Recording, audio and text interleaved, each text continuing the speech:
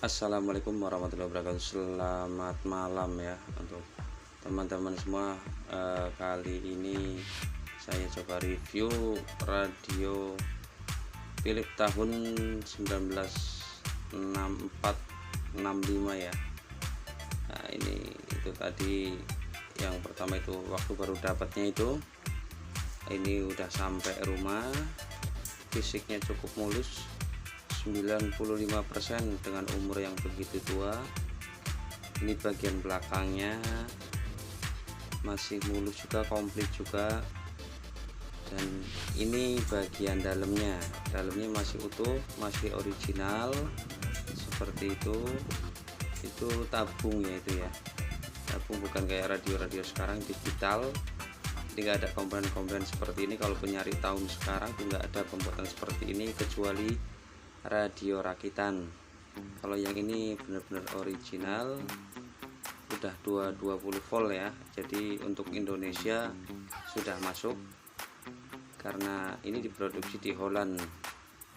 Itu diproduksinya tahun 1964 1965. Itu mungkin sebelum yang nonton dan saya belum lahir dan belum diciptakan mungkin ya. Itu dalamnya masih utuh, belum saya bersihkan. Itu speakernya juga udah stereo kayaknya nih ya, tapi suaranya cukup enak. Ini kapasitornya, ada tabungnya, dengan tipe-tipe yang susah dicari untuk sekarang ya. Untuk spare partnya kalau emang penghobi, jangan coba-coba untuk merawat radio ini. Paling untuk display kebanyakan ya, untuk di area saya Jakarta kebanyakan untuk display, untuk para kolektor atau pajangan di cafe. Itu ini full, masih original ya. Speaker juga masih bagus. Ini fotonya, yang tadi videonya. Ini untuk lebih detailnya ini lebih jelas videonya. Mungkin untuk teman-teman yang mungkin nanti bisa ngecek ori atau tidaknya, ini bisa lihat video ini. Roda dua saja dari transistornya. Nah, itu namanya tadi orang yang tidak bersyukur. Tadi mau rezeki itu seperti oleh Allah sudah nonton kodari sendiri-sendiri ya. Tidak boleh ngiri sudah. Syukur tadi melihatnya HP Mito ini.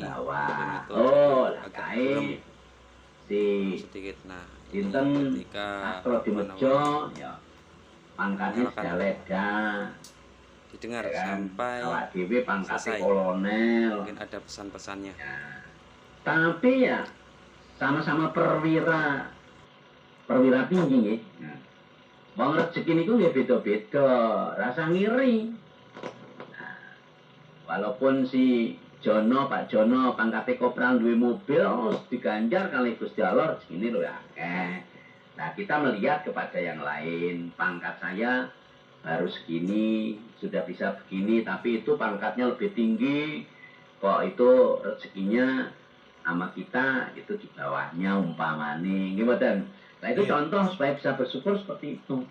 Dan wala dan jangan tandur melihat, inilah padaman orang buat dia fauqakum di atas kalian. Fa innahu, maka sesungguhnya kelakuan ajdaru ala tajdaru nikmat Allah. Nah, itu nasihatnya seperti itu, supaya kita ini bisa mensyukuri kepada nikmat-nikmat yang oleh Allah sudah diberikan kepada kita. Jadi dinasihati supaya hidup itu jangan sampai tidak bisa rukun gara-gara perbedaan di dalam masalah harta. Karena harta itu oleh Allah sudah dikapling gitu. Kalau dalam ayatnya innallaha yabsutur rizqa liman yasha wa yaqdir min ibadih. Saat temani Gusti Allah sudah mengkodar, sudah mengira-ira rezeki atas hambanya gitu, dengan sekira-kiranya Allah. Kodarnya itu sedang. Lah wong napa niku kodare itu rezekine mingsak mangkok, umpamane nyebur ke laut sekalipun, ke danau, ke sungai, atau bahkan ke laut sekalipun, nanti ya dapat ming sak mangkok para sedulur. Wong kodare rezekine ming sak mangkok. Tapi nek kodar rezekine sak blumbang dilalah itu loh, hanya pengangguran saja. Bolak-balik dapat obyekan. Bolak-balik dapat sabetan. Bolak-balik dapat tempat-tempat yang basah. Nah itu, karena kodar rezeki ini sak blumbang para sedulur. Nah kita tidak boleh iri terhadap harta dalam dunia. Mulanya Allah memberikan solusinya. Wal akhiratu khairul laka minal ula. Loh hambaku, akhirat itu lebih pol. Umpamani sekarang ini dikodar di dalam dunia ini, kamu tidak dikodar segini pirang-pirang, sabar. Sing penting iman. Nah itu nasihatnya. Nah sekarang pertanyaannya, dalam dunia kok dikodar umpamane sekarang ini hidup pas-pasan. Umpamane sekarang hidup dikodar melarat. Umpamane sekarang hidup dikodar poso. Nah itu. Lah kalau sampai ketekan mati kok ternyata tidak bisa menjadi orang iman, maka melaratnya, rekosonya, susahnya, nelongsonya, penyakitnya itu tambah nemen. Mulanya oleh Allah dinasihati, akhirat itu lebih pasti. Akhirat itu lebih pol. Akhirat itu lebih kekal. Ma indakum yanfadu wa ma indallahi baqo. Itu. Jadi apa-apa yang di sekitarmu itu tidak kekal. Sekarang dikodar sugih, pangkat, ya kan? Tapi siapa tahu tiba-tiba pangkatnya dicopot gara-gara pelanggaran moral, gara-gara pelanggaran korupsi, kan bisa. Malah dipecat, bisa. Harta dalam dunia tahu-tahu kena tsunami, tahu-tahu dirampok, tahu-tahu terbakar, tahu-tahu kena banjir bandang, tahu-tahu kena angin beliung. Angin apa Pak? Beliung, ya kan? Kena angin beliung, tahu-tahu lah, bisa Allah mengambil itu seperti itu, bisa. Nah, itu. Ini yang di sekitarmu itu tidak kekal. Yang lebih abadi, akhirat, Rasulullah. Nah, ini saya juga kepada panjenengan mengingatkan, kalau sekarang ini ternyata sama-sama berjuang merantau dari Purworejo, Purwokerto, Purbolinggo, Purwosari, ya kan? Dari Purwodadi, dari Purworejo, ya kan?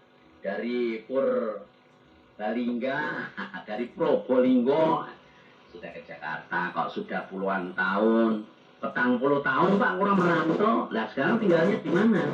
Oh kalau teng Citayam, oh kalau teng Bojonggede, kalau teng Tangerang, kalau teng Bekasi, oh pun kagungan jarum sendiri wah, boro-boro Pak Haji. Oh main kontrak niku mohon ming tenten petak lah, itu berarti dunianya tidak berhasil sudah. Kalau nanti dibiarkan saja panjenengan tidak mencari solusi, lah nanti akhirat itu lebih berat. Kalau dalam dunia panjenengan masih bisa minta pertolongan kepada tetangganya, di akhirat tidak bisa. Pokoknya ketemu kematian badan sakit iman itu pasti tempatnya di dalam neraka, dianiaya, disiksa. Itu disiksa dianiaya. Jadi bukan terus setelah mati habis perkara boten, malah perkaranya itu tambah dahsyat, tambah berat. Nah, oleh sebab itulah saya bernasehat loh.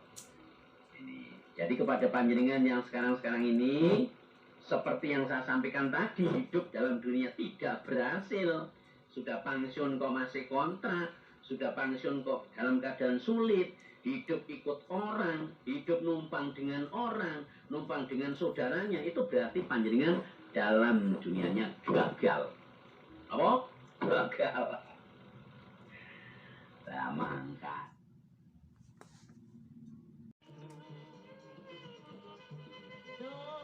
Oke, mungkin itu aja yang bisa saya jelaskan ya, karena mungkin keterbatasan waktu. Dan untuk teman-teman yang belum subscribe, mohon untuk subscribe, like, jangan lupa share dan komen.